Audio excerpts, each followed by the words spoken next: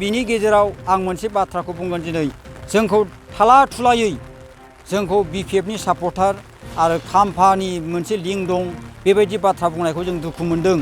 रन्जित बसुमतारी बिथाङा दे नोंथांमोनखौ बिपिएफनि सापर्टार होनदों दा थारैनो नोंथांमोना आं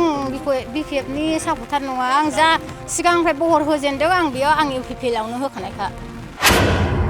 बिटिआर सरकार आरो इएम रन्जित बसुमतारीनि हेंथायै गोख्रों अजद आरो खुद्रिसारनाय लावख्रिगुरि गामिनि रायजो राजाफोरनि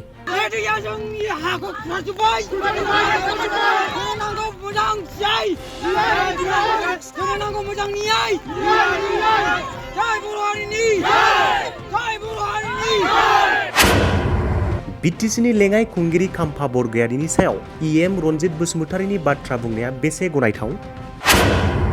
इभिक्सन खालामजानाय हायाव एमएलए जयन्त बसुमतारीयानो थांनानै थाहैनो थिनदोंमोन। लिरिफ जानायनि माबा गैला बाहाय थाजाखालाबो बैयाव खारखोनानै थाहैदो हेमेन्थ जयन्त सारा बिदि बुंफैदोंमोन आरो नोंसोरखौ बुंदोंमोन? औ जोंखौ बुंदोंमोन गावनो स्वयं फैनानै फोथाराव जोंखौ बेबायदि बुंदोंमोन नोंसोर बाहाय थाजाखाला हिसाबै बे गोजौआव जों रेसनखौ गोजौआवनो लांनानै हैनोसै जोङो रायजो राजाफ्रा माने जयैनो मेम्बारबो गावबुरा सेक्रेटारि जोंखौ जयैनो मिटिं खालामनानै बै गोजौआव थाहैनोसै लिरिफखौ बाहाय जायोबा जाय जायोबा मोनजाला बै गोजौआव जाहैदो होननानै जोंखौ बुंदोंमोन। बेनिफ्राय बेयाव थानाय टाइमावहाय सरकारनिफ्राय रिलिफआव रेसनफोर होफैदोंमोन नामा? बैहाय होफैयाखै जेबो गैया होफैयाखै। सानबेसे थायाव जोंलाय? बेहाय जों 1.5 मास बायदि थादों। इएम रन्जित बसुमतारीया खौरां बिजोङाव लावख्रिगुरि गामिनि थागिबि रायजो राजाफोरखौ बिपिएफ बनसुजों सोमोन्दो गोनां बुंनाया बेसे गनायथाव? इएम प्रियंका बसुमतारीया दहाय फुङावहाय बुंदों जे इउपिपिएलनि नङा बिपिएफनि गोजा होनना बुंदों। नङा बेयो बिपिएफनि गोजा नङा जों इउपिपिएलनि बिपिएफनि जों गामि दरसेयाव संसार जानाय हिसाबै जोंखौ गावबुरा सेक्रेटारिनो जयै बेयावनो थाहैनांगौ होननानै गोदोनिफ्रायनो थिखानाय हा दङ हिसाबै जोंखौ बेयाव थाहैनांगौ जाहैनांगौ होननानैसो जोंखौ ट्रेक्टराव माल माथा थिखो होनानै लांदोंमोन। बेबायदि खोथा बुंनाया बेसेबां गनायथाव जादों? गनायथाव नङा जेन'बा बिसोरो जोंखौ ओरैनो जाम्बा जाम्बिखौ थगायनानै बेयाव लांबाय माखासेया ओरै थालांबाय होमबा जोंखौथ' थगायनायसो जादों। गामिनि गावबुरा जेनेबा जायफोर बै जेनेबा मेम्बारफोर बिसोरो गार्जेनफोर गामिनि गार्जेनफोरा जोंखौ थगायनानै जोंखौ बैयाव लांबाय गावस्रा थालांबाय। राजनितिकनि थाखाय रायजो राजाफोरखौ बुखावनो सानदों नामा इएम रन्जित बसुमतारीया? सासे रायजोनि दैदेनगिरिनि खुगायाव बेफोरबायदि राव? लावख्रिगुरि गामिनि रायजो राजाफोरा दुखु फोरमायदों। बेखायनो जों बुंदों अननानै जोंनि थाखाय पारमानेन्ट सलुसन खालामनांगोन नङा होमबा रायजोफोर? दा बे हिसाबैनो जों दुखु मोनदों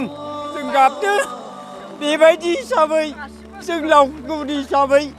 जोङो हाबाय 6 बोसोर जाबाय जोङो दिनै 40 बोसोर जाबाय बाहाय जोंहा गंसे स्कुल गैया जोंनि गथ'फोरखौ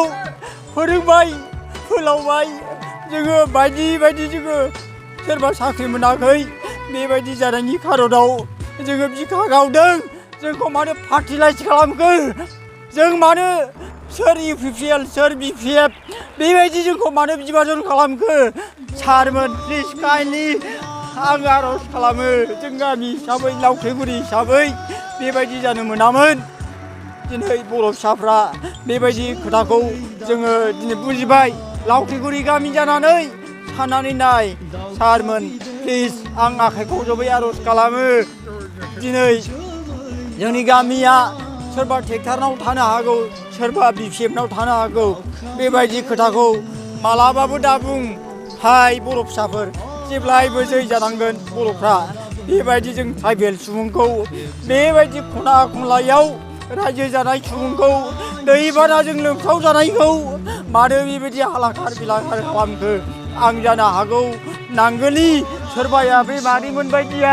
बेबायदि ट्रेक्टराव बहल होनायखौ दिनै नाय साननानै नाय बे आब'मोन बायदिया बे बिनानावफोर बायदिया ट्रेक्टराव बहल होदोंमोन सारनो साब्रैबाबो साबाबाबो देरहाहोदोंमोन होमबा मानो बेबायदि खालामखो जोंखौ मानो दिनै इएम सारा बेबायदि बुंखो आरो नाय साननानै नाय नैबे फंबायखौ दिनै हमनानै लांदों स'निफ्राय हमना लाङाखै मैया इभिक्सन खालामनायाव बे केम्पनिफ्राय हमना लाङाखै लामायाव लोगो मोननानै हमना लांदों हमना लांनानै आरो बिथांमोनहा बुंगोन दा फंबाया बुंगोन बिथांमोनहा फैसा एसे एनै बेबायदि खालामदों खय बिगासो हाया खुरखा जाखो गासै बावहाय जोंनाव बयनिबो न'खराव एफारिनि नामाव फरेस्ट राइट एक्ट 2001 बै समाव बिटिसि जादोंमोन थांनाय 23 सेप्तेम्बर 2023 अक्ट' खालारखालि हाग्रा बिफान लोगोसे आसाम पुलिसा लावख्रिगुरि गामिनि रायजो राजाफोरा हा आवग्रिना थानायखौ एभिक्सन खालामनायनि सायाव लावख्रिगुरि गामिनि रायजो राजाफोरनि खेंफोरथि हाया खुरखाजोब्बाय नोंथांमोना रिलिफ खालामदोंमोन मैया इभिक्सन खालामबाय दा मा लुबैगोन सरखारनिफ्राय जोङो सरखारनिफ्राय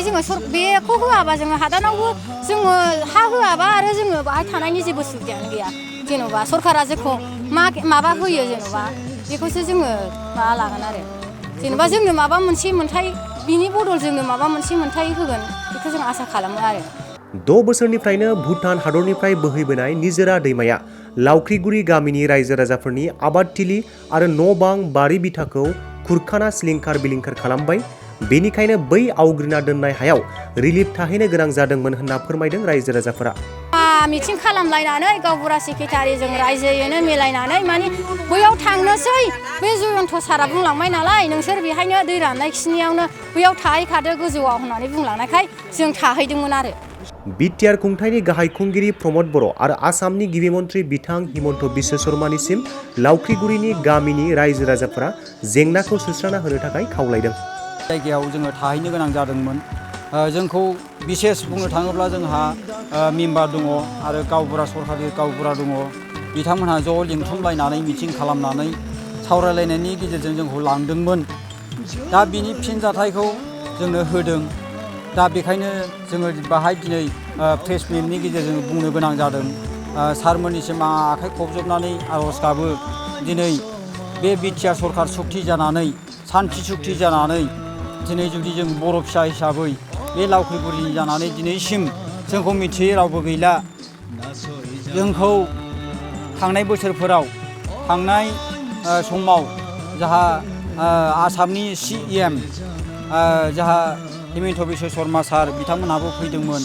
हेलिकप्टार बाग्लायलायनानै बुंफैदोंमोन बे दैखौ पार्मानेन्ट सलुसननि थाखाय प्रटेक्सन खालामनो थाखाय खोथा होदोंमोन दा बिसिबां खोथा होदों बियो गासिबो आसायाव जोङो थादोंमोन नाथाय निरासा जाबाय दा बिसिमाव दिनैसिम दैबाना जासेयावबो जोङो भुगिनो गोनां जादों बे हिसाबै